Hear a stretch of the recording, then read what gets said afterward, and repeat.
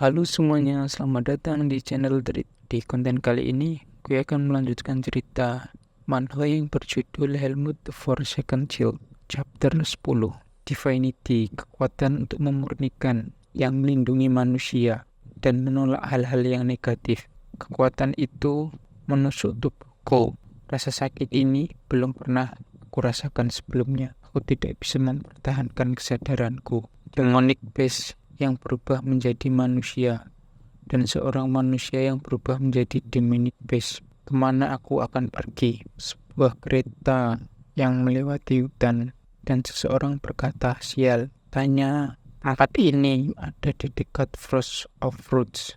Kenapa kita beristirahat di tempat seperti ini? Hey B, sudah tahu kalau kita akan bisa menempuh perjalanan yang lebih jauh kalau kita beristirahatkan. Jika kita bertemu Dominic Beast saat kita kelelahan, bahkan seseorang Mercury rank 4 sepertimu tidak akan sanggup mengalahkan Dominic Beast yang ada di dalam hutan." Seorang berhentilah mengeluh. "Sana, pergi ambil air. Persetan dengan semua itu. Sudah terlalu gelap." Persetan, dia pun menendang temannya. "Caramu berbicara itu. Cepatlah pergi sebelum hari bertambah gelap." Ada sesuatu yang terasa aneh. Dia pun sampai di pinggir sungai. "Ayo cepat ambil air dan kembali." "Apa ini? Kenapa ada rumput laut di dalam ngarai?" Dia pun terkejut. Dia berlari kepada rombongannya dan orang-orang di sana pun bertanya, "Apa-apa yang terjadi? Kau melihat hantu?" Pria tersebut menjawab, "Ada mayat. Di dalam ngarai ada mayat." "Tidak mungkin ada mayat di tempat seperti ini. Orang itu benar-benar penakut. Dia pasti salah memilih cabang pohon." "Di mana kau melihatnya? Aku akan memeriksanya." "Di sebelah sana." "Jangan hanya menunjuk, tunjukkan jalannya. Kamu harus ambil kembali ember untuk airnya." "Aku yakin tadi ada di sekitar sini. Kalau kau salah melihatnya, aku akan membunuhmu."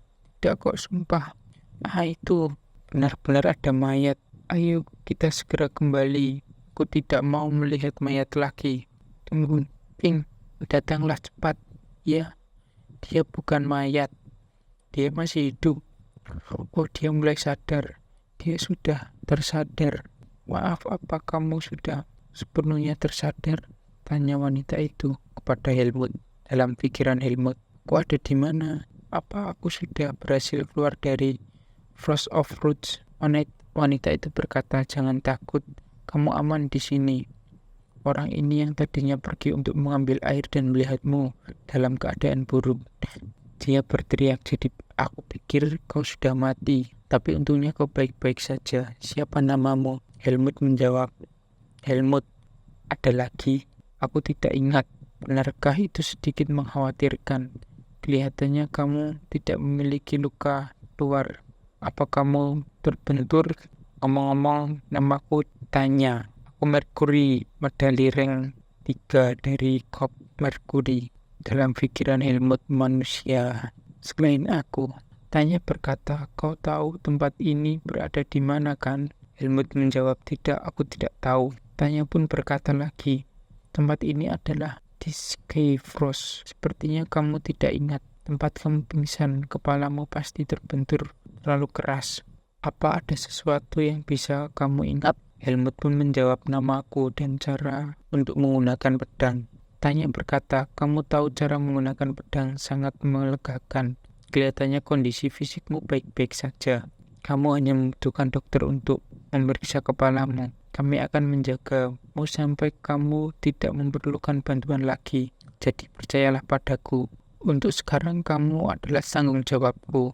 Helmut berkata, "Terima kasih." Dalam pikiran Helmut, aku hampir saja tidak selamat. Akan membutuhkan waktu yang cukup lama selama aku benar-benar pulih. Kondisiku sekarang lebih buruk daripada saat aku pertama kali mulai berlatih. Aku kira bibit kegelapan akan hilang. Ternyata masih ada. Ya, kalau bukan karena itu, aku pasti sudah mati. Ditambah lagi, ini adalah dunia manusia. Aku tidak boleh membiarkan mereka tahu kalau aku memiliki bibit kegelapan. Jadi untuk sekarang aku harus berpura-pura hilang ingatan. Dan aku harus menemukan pemilik benda ini.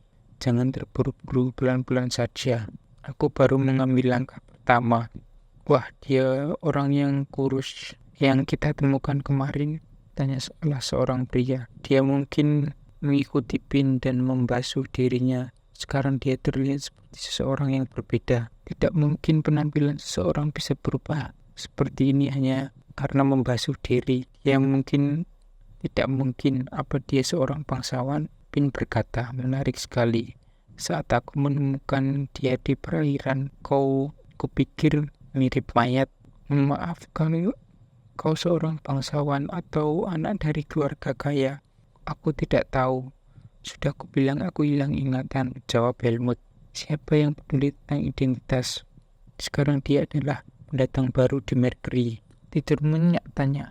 Ya, bagaimana keadaanmu? Kamu terlihat jauh lebih baik setelah membersihkan diri. Pain berkata, ya ampun, kau menjadi lebih baik kepadanya setelah melihat wajah tampan. Benar-benar. Sebelum menyelesaikan kata-katanya, Tanya memukul Pin dan berkata, diamlah, pergi sana untuk membantu dengan persiapan keberangkatan. Kita akan sampai di sebuah desa dalam 4 hari. Jadi ikuti kami dan bertahanlah sampai hari itu. Saat kita sudah sampai, aku akan memperkenalkanmu pada seorang dokter. Helmut menjawab, baiklah, jawabanmu enak didengar. Bagus, kata Tanya. Baiklah, bawa barang-barang kalian. Kita akan berangkat sebentar lagi. Oke, sekian dulu untuk chapter 10-nya. Terima kasih yang sudah mendengarkan sampai selesai. Nantikan kelanjutan ceritanya dan jangan lupa like dan subscribe. Thank you.